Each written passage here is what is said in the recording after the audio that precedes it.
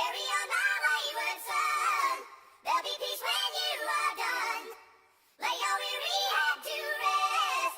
Don't you cry no more. Welcome to another episode of Action Video Game Talk. I'm your host, Scott Action Jackson. Thanks for joining me today, or tonight, or whenever you're watching or listening to this episode. I do have another list of news articles to go through, so let's hop right into it. Select Club Nintendo members in Europe have received an email to be among the first to purchase a limited edition new 3DS bundle. The new 3DS Ambassador Edition comes with a unique Ambassador Edition back cover, a charge cradle, Super Smash Bros. Themed cover plates front and back, and retails for $200 or $180. As for what Club Nintendo members need to do to be eligible, Nintendo is being quiet. The new 3DS Ambassador offer is by email invitation only for selected Club Nintendo members in Europe only who fulfill certain criteria, a Nintendo representative tells IGN. We are continually looking at different promotional offerings we can bring to consumers at various times throughout the year. The terms and conditions for such promotional activities are individual to each promotion, but we will endeavor to bring you more promotional activities in the future, which we hope you will be able to take advantage of.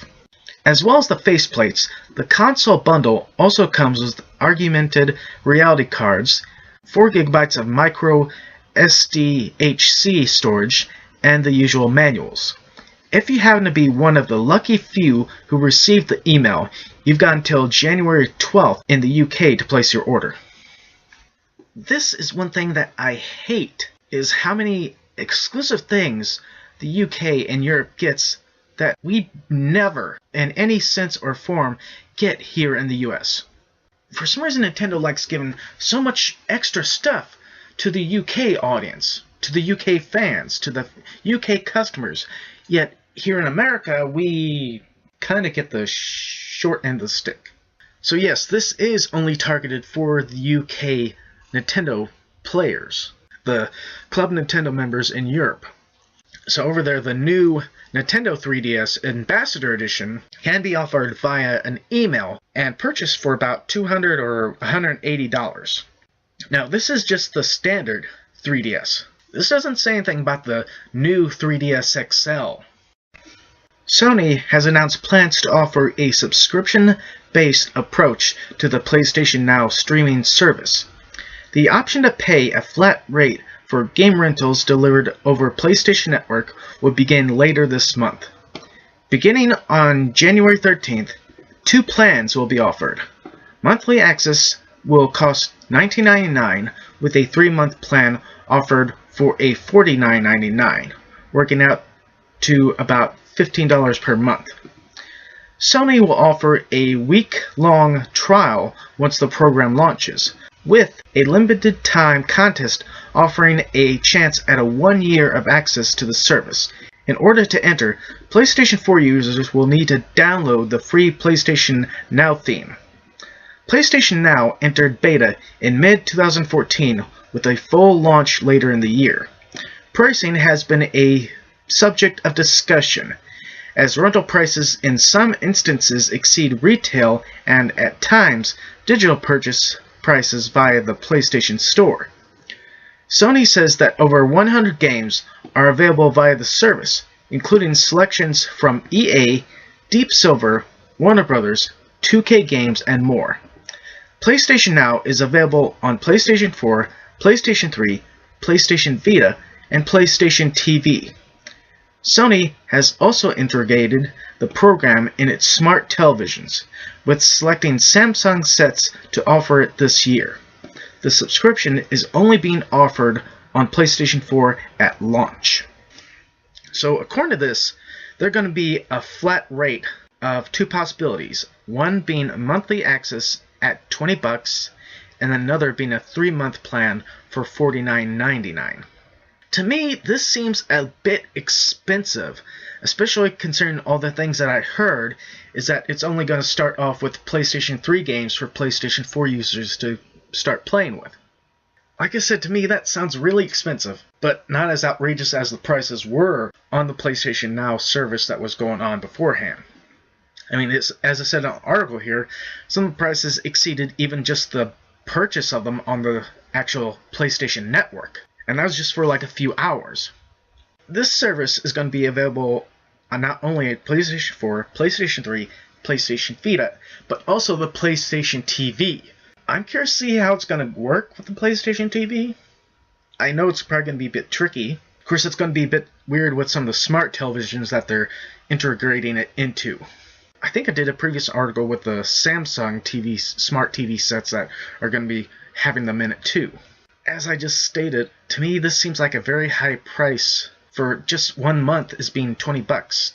Some people might think I'm an idiot for saying that, but for people who already have to pay so much money for like their internet service just to be able to get online, and so many other possible bills that they have to pay for, adding additional $20 for 1 month just to play as many, I don't know, PlayStation 3, hopefully at some point PlayStation 2 and further down games, I still think that's expensive. But that's just me. That's just how I feel about it.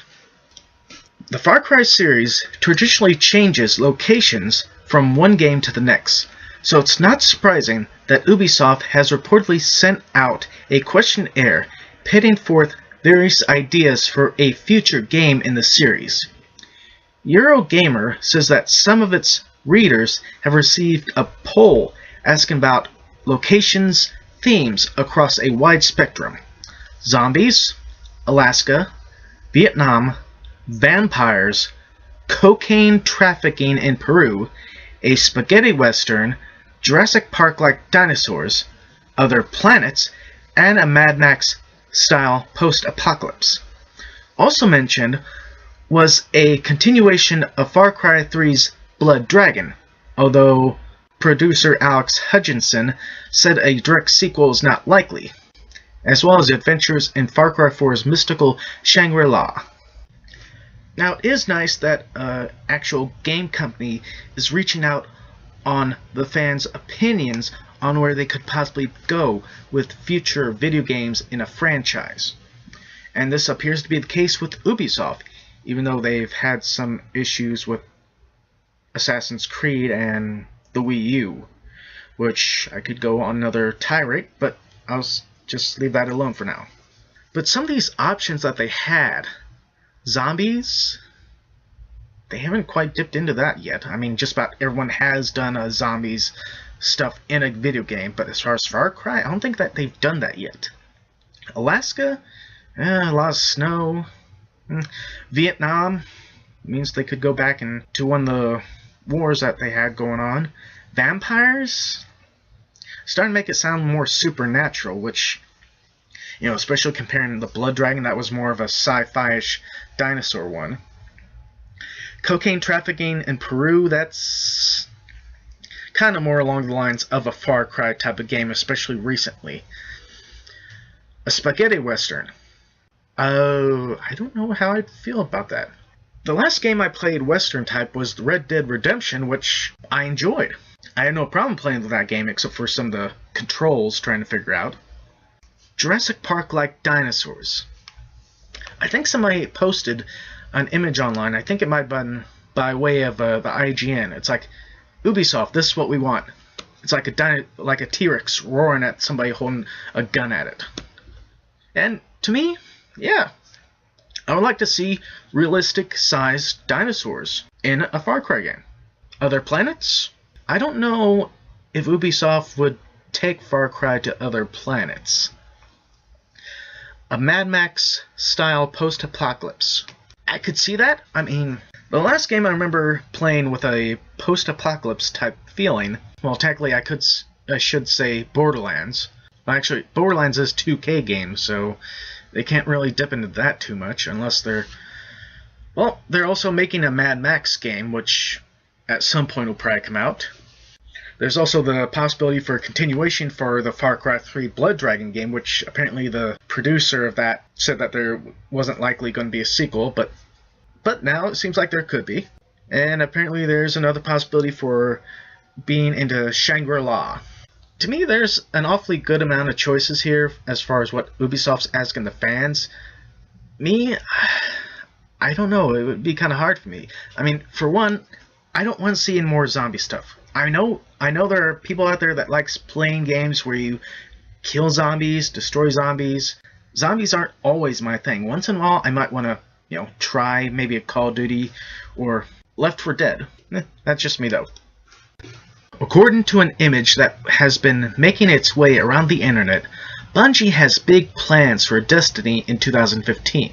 The photo in question was allegedly taken during an internal Bungie meeting and offers a glimpse at Destiny's future expansion packs.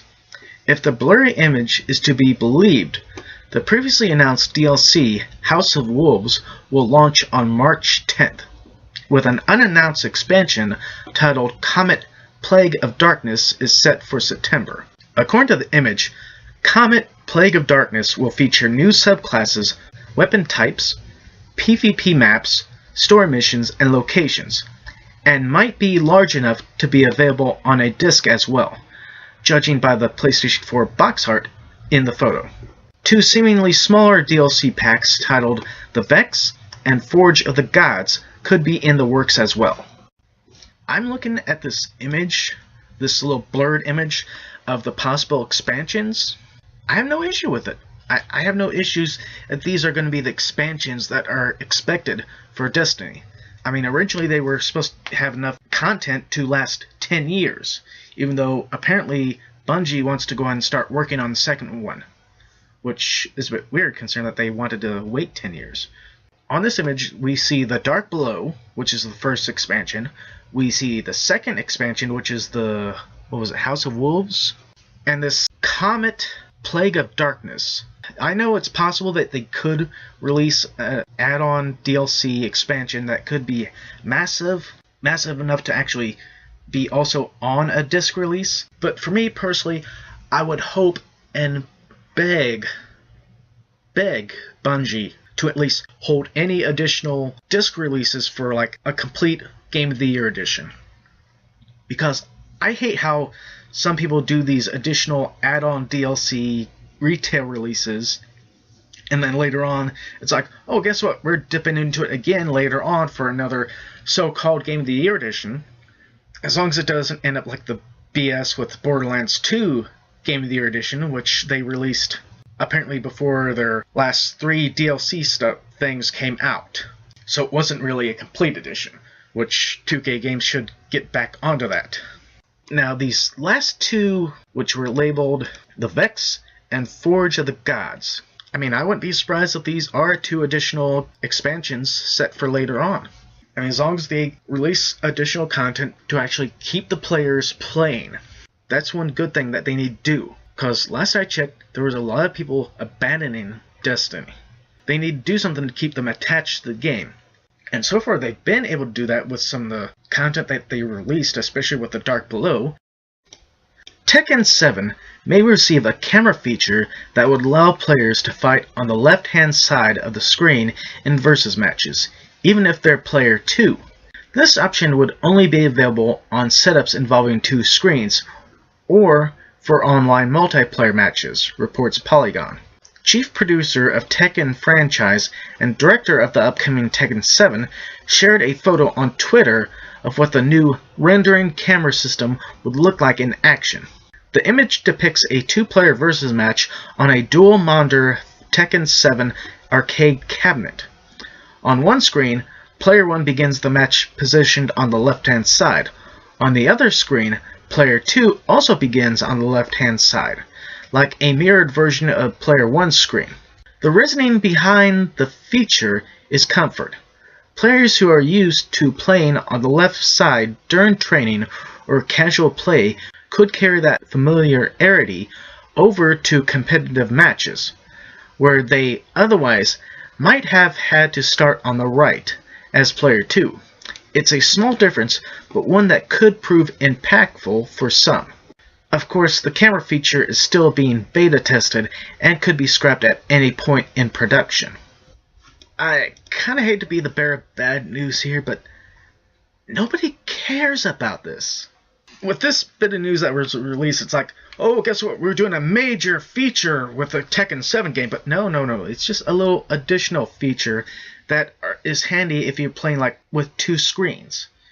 For this, if you're on a two-player like arcade cabinet, two-screen arcade cabinet, and you got player 1 on the left side and player 2 on the right side, well, on the right screen, you could actually have the second player's character on the left side of the screen, which is kind of nice, but it's not something that's really that important. But to me, it's like, what's the point?